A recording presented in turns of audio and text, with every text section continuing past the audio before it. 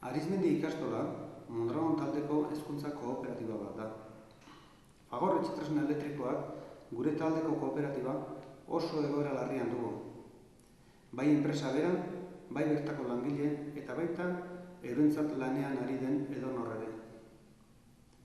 Arizmendi ikastola osoak bere elkartasuna agertu nahi die Fagor etxetresna elektrikoko langileei eta bereziki ikastolan bertan zuzen edota zeharka egoera larri honek eragiten dien pertsona guztiei.